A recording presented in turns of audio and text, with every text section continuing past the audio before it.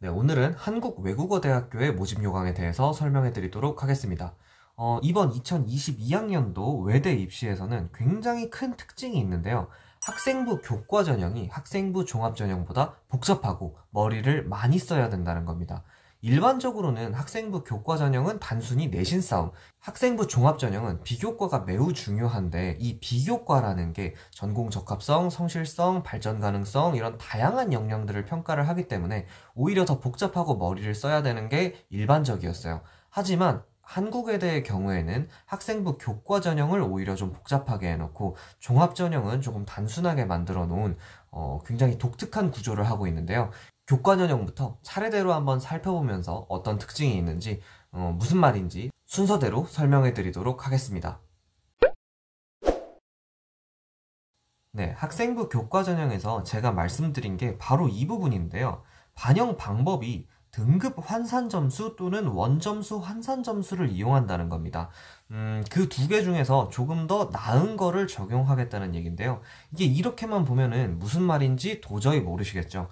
그렇기 때문에 제가 이 표를 보면서 설명을 해드리도록 하겠습니다. 1등급인 경우에는 300점, 2등급인 경우에는 299.25점 이런 식으로 차등 적용을 해서 점수를 적용을 한다는 건데요. 등급이라는 시스템에 가장 큰 단점이 있는 걸 여러분들도 아실 겁니다.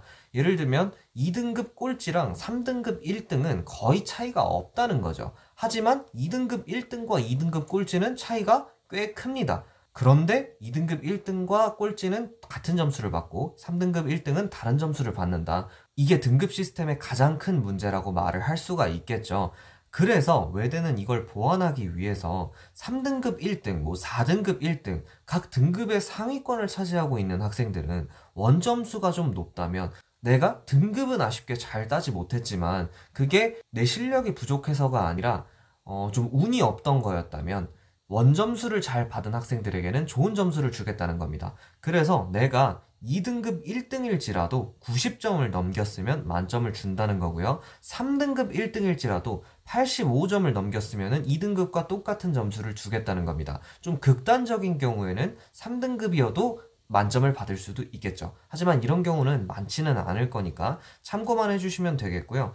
그래서 내가 다른 학교식으로 환산을 했을 때 조금 불리한 경우에도 외대식으로 환산을 하면은 학생부 교과 전형에서 굉장히 좋은 평가를 받을 수 있는 경우가 분명히 있을 겁니다. 그래서 내 원점수랑 등급을 비교를 해보면서 교과 전형에서 내가 어느 정도의 점수를 받을 수 있나 이거를 꼭 한번 살펴보시는 게 좋을 것 같아요.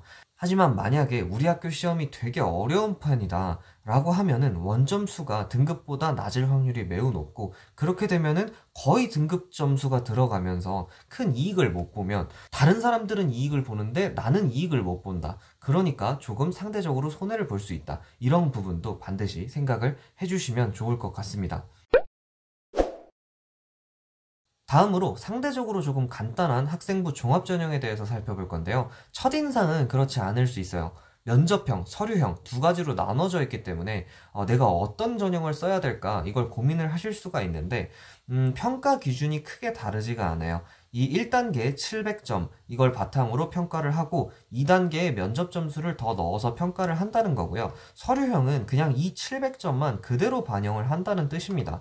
그래서 내가 면접에 자신이 있다면 내가 말하는 거 좋아하고 교수님한테 좀 잘 보일 자신이 있다면 면접형을 쓰시면 되고요. 내가 말하는 거에 자신이 없다면 서류형을 쓰시면 되겠습니다. 원래는 여기 이렇게 변수가 있다면 면접 날짜입니다 라고 모집 요강이 발표되기 전에 저희가 조사를 해놓은 게 있는데요. 만약에 면접 날짜가 수능 이후면 이 면접을 잘 보고 이런 차원이 아니라 수시 납치를 피할 수가 있기 때문에 전략적으로 활용이 될 수가 있어요. 하지만 이제 모집 요강을 보니까 10월 말? 아무튼 이제 수능 전에 면접을 치는 걸로 돼 있더라고요. 그러니까 내가 수능을 잘 보면은 면접에 안 가고 막 이런 선택을 할 수가 없는 겁니다. 그래서 전략적으로 뭐 평가 기준상의 차이 이런 거는 없고요. 내가 말을 잘할 수 있는지, 면접을 좋아하는지 이런 거를 바탕으로 여러분들이 선택을 하시면 되겠습니다. 그래서 학생부 종합전형은 상대적으로 쉽다는 거였고요.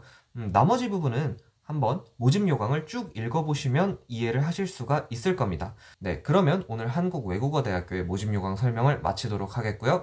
여러분들이 성공적으로 입시 전략을 짜실 수 있길 기원합니다. 감사합니다.